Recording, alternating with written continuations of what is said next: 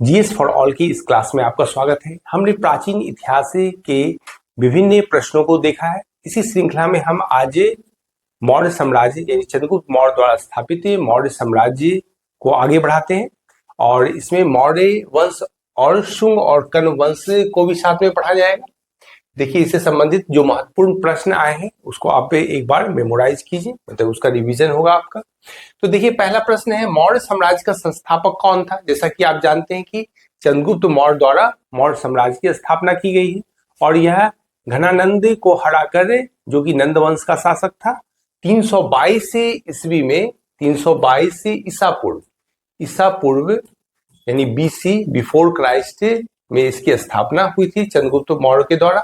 दूसरा प्रश्न देखिए, चंद्रगुप्त मौर्य ने किस वर्ष मौर्य साम्राज्य की स्थापना की? देखिए, ये बहुत महत्वपूर्ण डेट है, याद रखिएगा। 322 ईस्वी में धनानंद को हराकर मौर्य वंश की स्थापना की थी। तीसरा प्रश्न देखिए, मौर्य साम्राज्य की स्थापना किस वंश के पतन के बाद हुई थी?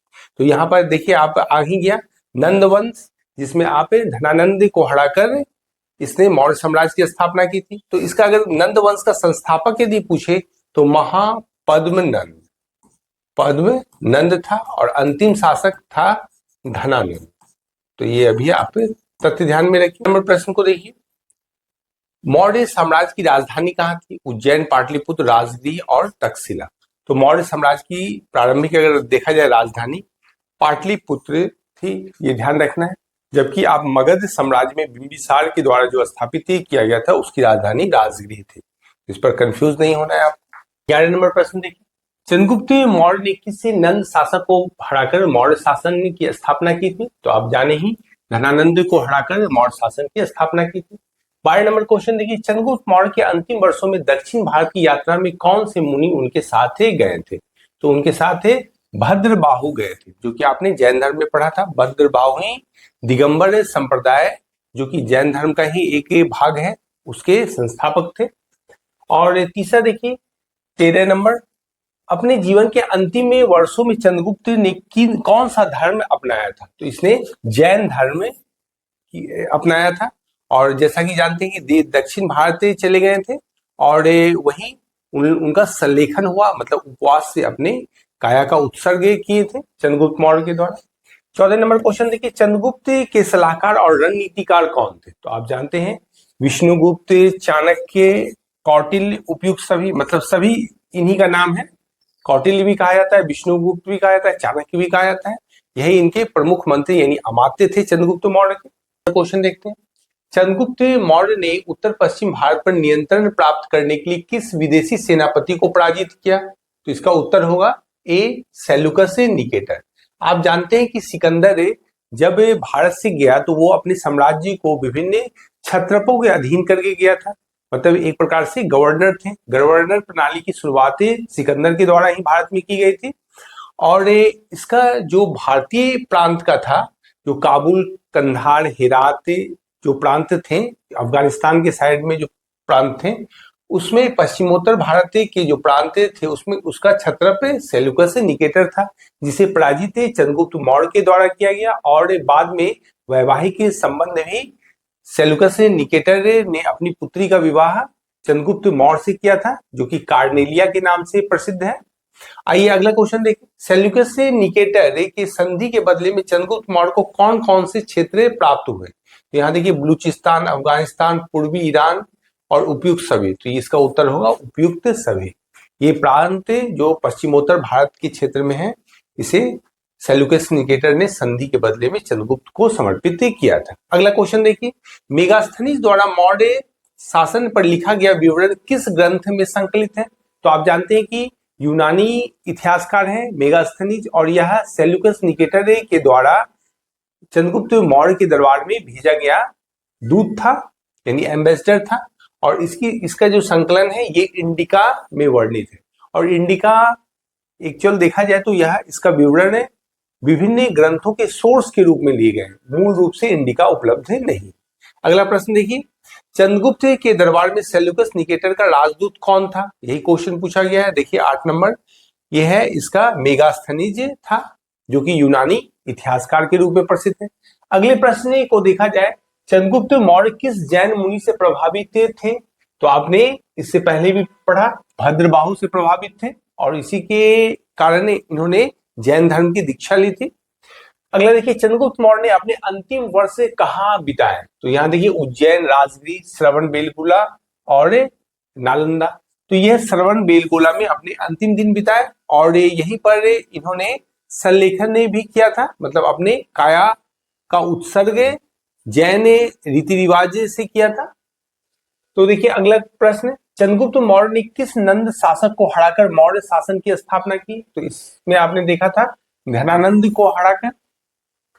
12 नंबर क्वेश्चन देखिए, चंद्रगुप्त मौर्य के अंतिम वर्षों में दक्षिण भारत की यात्रा में कौन से मुनि उनके साथ गए थे? तो ये देखिए आर्यरक्षित है, हरिसेन है, भद्रबाहु है और स्थूलभद्र है। तो आप यहां जानिए भद्रबाहु। क्वेश्चन देखिए, अपने जीवन के अंतिम वर्षों में चंद्रगुप्त ने कौन सा धर्म अपनाया था? तो यहाँ बौद्ध धर्म, जैन धर्म, हिंदू धर्म, आजीवक धर्म। तो जैन धर्म को अपनाया था। 14 नंबर क्वेश्चन देखिए, चंद्रगुप्त के सलाहकार और रणनीतिकार कौन थे? तो ये क्वेश्चन रिपीट हुआ है फिर। देखिए विष्णुगुप्त, चाणक्य, कौटिल्य एक ही व्यक्ति का नाम है, इसलिए उपयुक्त सभी होगा। अगले प्रश्न को देखें 16 नंबर, चंद्रगुप्त मौर्य के उत्तराधिकारी कौन थे? तो यहाँ पे चंद्रगुप्त अशोक है, बिंदुसार है, दशरथ है और संप्रीति। तो आपको ध्यान में रखना पड़ेगा, अशोक चंद्रगुप्त मौर्य के उत्तराधिकारी जो थे वो बिंदुसार थे। और ये देखिए 17 नंबर, बिंदुसार ने किस अवधि में शासन किया?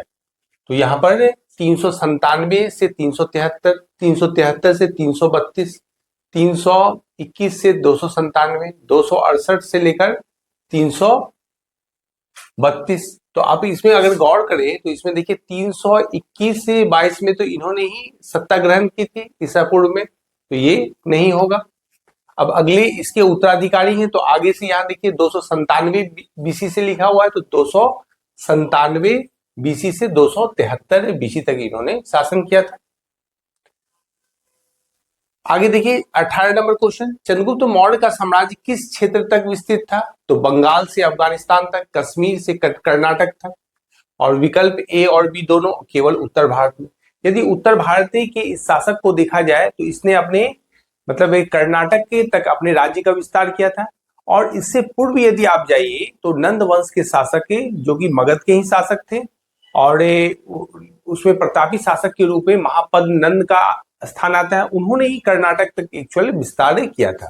तो चंद्रगुप्त मौर्य का साम्राज्य का विस्तार यदि देखा जाए तो एकीकरण के रूप में कश्मीर से लेकर कर्नाटक तक और बंगाल से अफगानिस्तान में तक था। यदि आप उस समय के भारत के मैप को यदि आप देखें तो आपको पता चलेगा ये सब पार्ट इसी में था।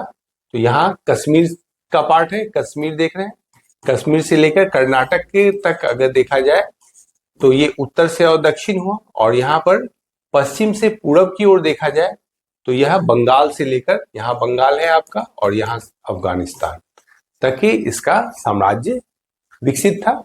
अगला क्वेश्चन देखिए 19 नंबर, यूनानी लेखकों द्वारा सैंद्रोकोतस किसे कहा गया?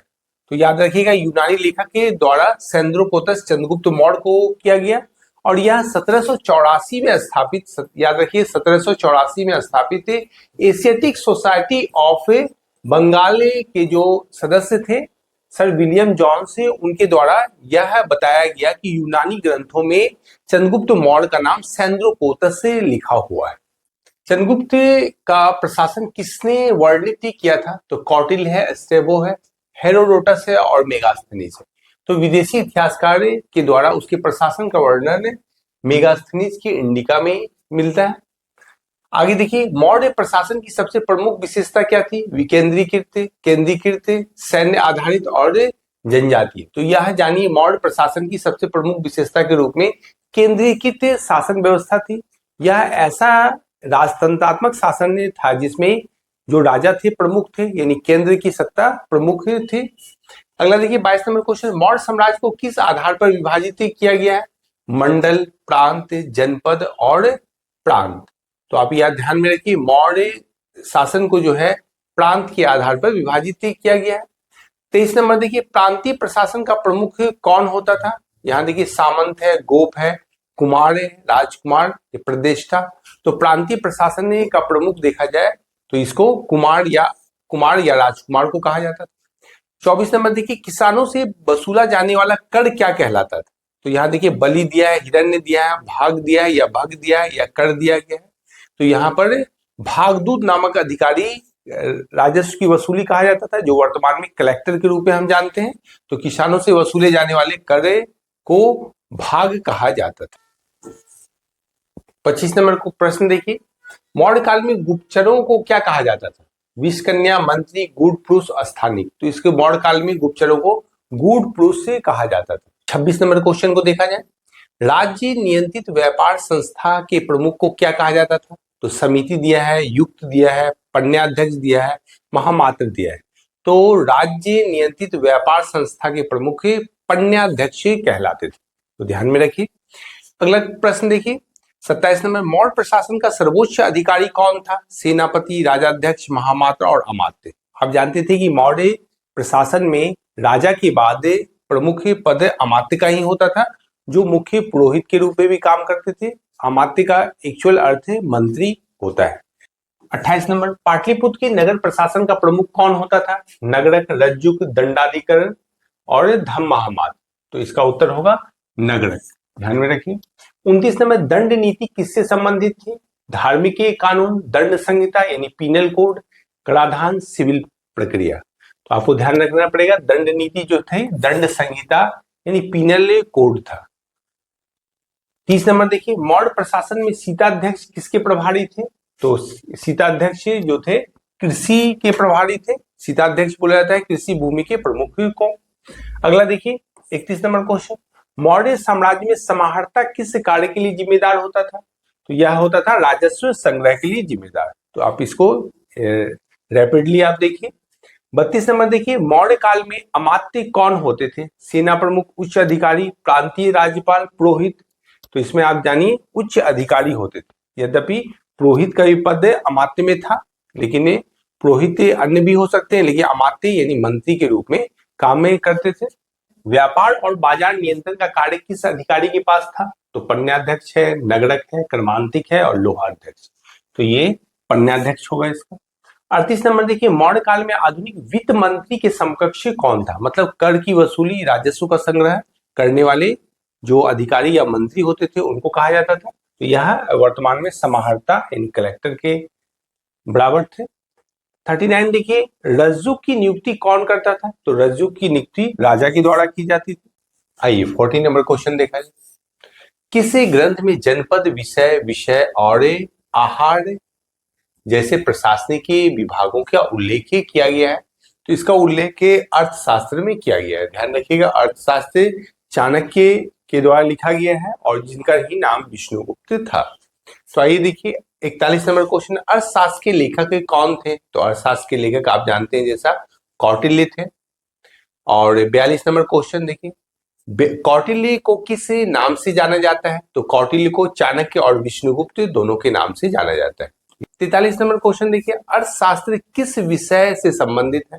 तो राजनीतिक अर्थव्यवस्था, सैन्य रणनीति, राज्य संचालन, उपयुक्त सभी। तो इसमें अर्थशास्त्र में जो है प्रशासनिक की चीजों को बताया गया है एक्चुअल, और यह राजनीतिक विषयक पुस्तक है। इसका उत्तर सभी होगा। कौटिल्य ने किस विषय को विशेष से महत्व दिया था? तो धर्म है, गुप्तचर प्रणाली है, शांति है, धार्मिक अनुष्ठान है।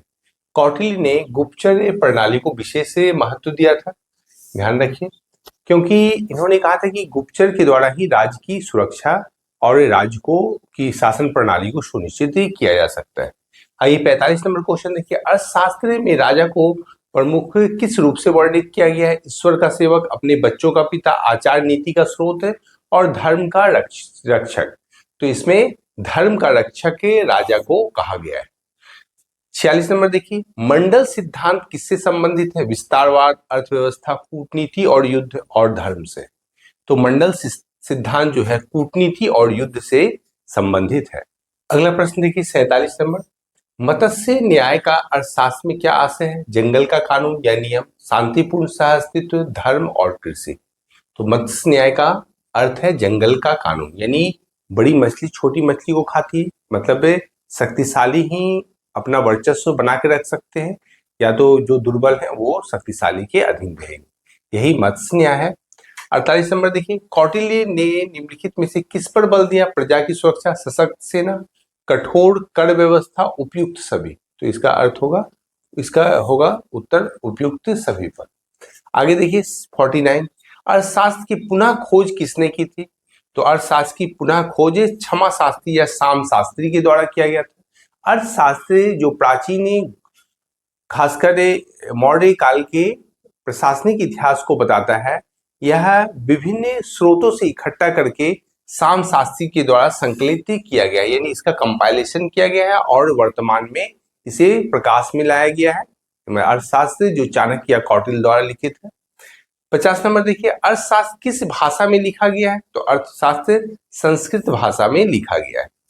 प्रश्न देखिए, अशोक का धर्म किसके प्रचार के लिए है? साम्राज्यवाद, सामाजिक सौहार्द, सांप्रदायिकता, ब्राह्मण वर्चस्व। तो अशोक का जो धर्म है वह सामाजिक सौहार्द की बात करता है। अशोक का धर्म जो है वह विचारों का एक नैतिक समूह है, यानी कोड ऑफ कंडक्ट है, और इसमें सहिष्णुता की बातें की गई है। सभी धर्मों को समान दृष्टिकोण से देखने की बात कही गई है और मानव के हित के लिए, यहाँ तक कि पशु के हित की भी बातें इसमें कही गई है, जिसे अशोक ने विभिन्न शिलालेखों, जिसमें लघु लेख है, लघु शिलालेख, बृहद शिलालेख है, स्तंभ लेख या केव जो अभिलेख है उसके माध्यम से प्रसारित करने का कार्य किया है। अगला क्वेश्चन देखिए 52 नंबर, कलिंग युद्ध कब हुआ?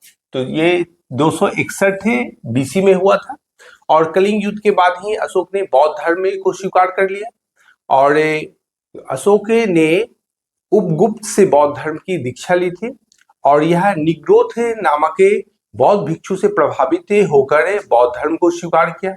तो ऐसे प्रश्न पूछे जाते हैं कि बौद्ध धर्म से दीक्षित के कौन कौन से शासक कैसे हुए थे? तो इसमें आप ध्यान में रखिए, ह्वेनसांग के द्वारा आगे चल के जो हर्षवर्धन हुआ वह भी शैव धर्म का अनुयायी था और वह बौद्ध धर्म में दीक्षित ह्वेनसांग के प्रभाव से हुआ। तो फिलहाल आप ध्यान रखिए, अशोक उपगुप्त के प्रभाव से बौद्ध धर्म में दीक्षित हुआ और कलिंग युद्ध के बाद यह बौद्ध धर्म को स्वीकार किया। 53 नंबर देखिए क्वेश्चन, अशोक ने बौद्ध धर्म कब अपनाया? तो ये देखिए कलिंग युद्ध के बाद। अगला क्वेश्चन देखिए 54 नंबर, अशोक का धर्म किसका मिश्रण है? बौद्ध और जैन मूल्यों का, नैतिक सिद्धांतों का, हिंदू अनुष्ठानों का और वैदिक परंपराओं का। तो ये देखिए लौकिक नैतिक सिद्धांतों पर यह आधारित है, मतलब यह कोड ऑफ कंडक्ट है, यानी आचरण संहिता है मानव का, जिसमें कहा गया है कि बड़ों को छोटे के प्रति स्नेह रखना चाहिए, तो छोटे को बड़े के प्रति आदर भी रखना चाहिए। तो ऐसे तमाम बातें इस अभिलेख में दी गई। 55 नंबर देखिए, अशोक ने अपने पुत्र महेंद्र को कहाँ भेजा? तो अशोक ने अपने पुत्र महेंद्र को लंका भेजा, श्रीलंका भेजा था। अशोक ने अपने पुत्र महेंद्र एवं पुत्री संघमित्रा दोनों को लंका की ओर बौद्ध धर्म के प्रचार के लिए भेजा था। ठीक है, अशोक ने अपनी पुत्री संघमित्रा को कहाँ भेजा? तो यही श्रीलंका भेजा था। 57 देखिए, तीसरी बौद्ध संगति कहाँ हुई? तो तीसरी बौद्ध संगति पाटलिपुत्र में हुई और तीसरी बौद्ध संगति अशोक के शासनकाल में ही पाटलिपुत्र में संपन्न हुई थी और इसकी अध्यक्षता मोगालीपुत्तिस ने की थी, ध्यान रखिए। 58 देखिए, अशोक के अभिलेख मुख्यतः किस भाषा में है? तो अशोक के अभिलेख मुख्यतः प्राकृत भाषा में है और अगर उसकी लिपि बोली जाए तो वह ब्राह्मी लिपि है, तो ये ध्यान रखना है। अशोक के अभिलेख को देखा जाए तो यह 3 भागों में बांटा जा सकता है, एक शिलालेख, एक स्तंभ लेख है के समूह और तीसरा गुहालेख है, मतलब केव है इंस्क्रिप्शन। और अशोक के जो बृहद शिलालेख है उसकी संख्या 14 है, जबकि स्तंभ लेख की संख्या 7 है, ये ध्यान में रखिए। अब देखिए प्रमुख शिलालेखी लेखों यानी मेजर रॉक एडिक्ट्स की संख्या कितनी है? तो यहाँ प्रमुख शिलालेख की संख्या 14 है और स्तंभ लेख की संख्या ध्यान रखना है 7 है, स्तंभ लेख। अशोक का सिंह स्तंभ यानी राष्ट्रीय प्रतीक कहाँ संरक्षित है? तो यह सारनाथ में है, जो वाराणसी से 30 किलोमीटर के लमसम में है और इसे ही भारत सरकार ने राष्ट्रीय चिन्ह यानी मतलब इम्ब्लेम घोषित किया है। देखिए 61 नंबर, कर्ण वंश ने लगभग कितने वर्षों तक शासन किया? तो कर्ण वंश ने लगभग 50 वर्षों तक शासन किया और कर्ण वंश अगर देखा जाए तो 73 बीसी से प्रारंभ होता है और इसके संस्थापक वासुदेव है। और 62 नंबर देखिए, अशोक ने किस पर प्रतिबंध लगाया? अशोक ने पशु बलि पर प्रतिबंध लगाया। किस अभिलेख में अशोक का कलिंग युद्ध के बाद पाश्चाताप उल्लिखित है? तो अशोक का शिलालेख संख्या 13 में जो है वह कलिंग युद्ध के बाद पाश्चाताप की बात करता है। उसने कहा कि कलिंग युद्ध में लाखों लोग मारे गए और कई लोग बेघर हो गए। इसकी बात यह 13वें शिलालेख में कहता है। इसलिए इसने इस युद्ध के बाद धम्म घोष किया, युद्ध घोष की जगह। निम्न में से कौन सा अशोक के धर्म से संबंधित नहीं है? तो पहला दिया है बड़ों का सम्मान, दूसरा है धार्मिक असहिष्णुता और प्रजा का कल्याण और अहिंसा। तो इसका उत्तर होगा धार्मिक असहिष्णुता, मतलब रिलीजियस इंटॉलरेंस। तो यहाँ पर देखिए बड़ों का सम्मान ये कहा गया है, प्रजा का कल्याण भी कहा गया और अहिंसा भी। पहले देखा जाए, धर्म महामात्रों की नियुक्ति किस उद्देश्य से की गई है? कर कानून लागू करने के लिए, सेना में अनुशासन बनाए रखने के लिए, नैतिक मूल्यों का प्रचार करने के लिए, व्यापार को नियंत्रित करने के लिए। तो इसका सही उत्तर होगा सी, नैतिक मूल्यों का प्रचार करने के लिए। देखिए 66 नंबर, अशोक के अभिलेख निम्नलिखित में से किस भाषाओं में पाए गए हैं? तो यूनानी में पाए गए हैं, ब्राह्मी में भी पाए गए हैं और अरामाइक में भी पाए गए। मतलब इसका उत्तर होगा उपयुक्त सभी। तो आप जानते हैं कि अशोक के जो अभिलेख हैं वह ब्राह्मी लिपि के थे, जबकि प्राकृत भाषा के थे और यह अधिकांशतः उत्तर भारत में पाए गए, जबकि पश्चिमोत्तर भारत में जो पाई गई थी वो अरामाइक लिपि थी और यूनानी लिपि थी, ये ध्यान में रखना है। और अरामाइक का जो था वो खरोष्ठी लिपि था। आगे देखिए, अशोक ने किसके प्रभाव से बौद्ध धर्म में अपनाया था? तो आप जानते हैं उपगुप्त के प्रभाव से बौद्ध धर्म अपनाया था। और नंबर क्वेश्चन देखिए, अशोक की विजय का विचार क्या था? तो अशोक की विजय का विचार धम्म विजय था और अशोक ने स्पष्ट कलिंग युद्ध के बाद कहा था कि वह युद्ध घोष के स्थान पर धम्म घोष प्रारंभ करेगा, मतलब सहिष्णुता की भावना लोगों के बीच प्रसारित करेगा। 69 नंबर देखिए, किस बौद्ध संगति में अशोक ने सक्रिय भागीदारी की थी? तो अशोक ने तीसरी बौद्ध संगति में सक्रिय भागीदारी की थी और जहां मोगाली पुत्री से इससे तीसरी बौद्ध संगति की अध्यक्षता की थी और यह स्थान था पाटलिपुत्र। तो ये 70 नंबर, अशोक के अभिलेख किस विचार को बढ़ावा देते हैं? तो अशोक के अभिलेख जो है नैतिक शासन को बढ़ावा देते हैं, तो ये ध्यान में रखिए। और 71 नंबर क्वेश्चन, शुंग वंश की स्थापना किसने की थी? शुंग वंश की स्थापना पुष्यमित्र शुंग ने की थी, जहां इतिहासकारों का कहना है कि जो ब्राह्मण धर्म की यह पुनर्स्थापना हुई, क्योंकि मौर्य साम्राज्य जो था वह शूद्र शासक के द्वारा संचालित होता था, जबकि आगे शुंग वंश जो है ब्राह्मण शासक के द्वारा संचालित होता था, जिसकी स्थापना पुष्यमित्र शुंग ने की थी और महर्षि पतंजलि इनके गुरु थे। ये क्वेश्चन, पुष्यमित्र शुंग कौन थे? तो पुष्यमित्र शुंग जो थे ब्राह्मण थे। शुंग वंश ने किस वंश का स्थान लिया? तो शुंग वंश ने मौर्य वंश का स्थान लिया। मौर्य वंश के अंतिम शासक बृहदत्त की हत्या पुष्यमित्र शुंग ने की, जो बृहदत्त का सैनिक कमांडर था। अगले प्रश्न को देखा जाए, मौर्य वंश का अंतिम शासक कौन था? तो मौर्य वंश का अंतिम शासक बृहदत्त था और जिसके बाद इसकी हत्या पुष्यमित्र शुंग के द्वारा की जाती है और शुंग वंश की स्थापना होती है। नंबर देखिए, पतंजलि किस शासक के शासन काल में थे? तो पतंजलि पुष्यमित्र शुंग के शासन काल में थे। पतंजलि पुष्यमित्र शुंग के गुरु थे और इन्होंने योग सूत्र का सिद्धांत दिया है और इन्होंने ही अष्टाध्यायी पर टीका भी लिखा है, ध्यान रखिएगा। 76 नंबर क्वेश्चन देखिए, शुंग वंश के बाद किस वंश ने शासन किया? तो शुंग वंश के बाद कण्व वंश के द्वारा शासन किया, जो कि कण्व वंश भी देखा जाए तो एक प्रकार से ब्राह्मण वंश है। क्वेश्चन देखिए, देवभूति किस वंश का अंतिम शासक था? तो देवभूति शुंग वंश का अंतिम शासक था। शुंग वंश और कण्व वंश की राजधानी क्या थी? तो शुंग वंश और कण्व वंश की राजधानी पाटलिपुत्र थी। और देखिए 79 नंबर क्वेश्चन, शुंग वंश किस धर्म के संरक्षक थे? तो शुंग वंश जो थे ब्राह्मण धर्म के संरक्षक थे। तो इस प्रकार आज की कक्षा में आपने 79 क्वेश्चन को देखा, जो कि कण्व वंश तक है, मौर्य वंश और कण्व वंश के महत्वपूर्ण प्रश्न है। इसके अलावा भी बहुत से प्रश्न हैं जिसका आप निरंतर अभ्यास कीजिए, लेकिन कॉन्सेप्ट बिल्डिंग के लिए ये 75 प्लस से जो प्रश्न है आपके लिए फायदेमंद होगा। तो आज के लिए इतना ही, धन्यवाद। फिर हम अगले श्रृंखला में मिलते हैं।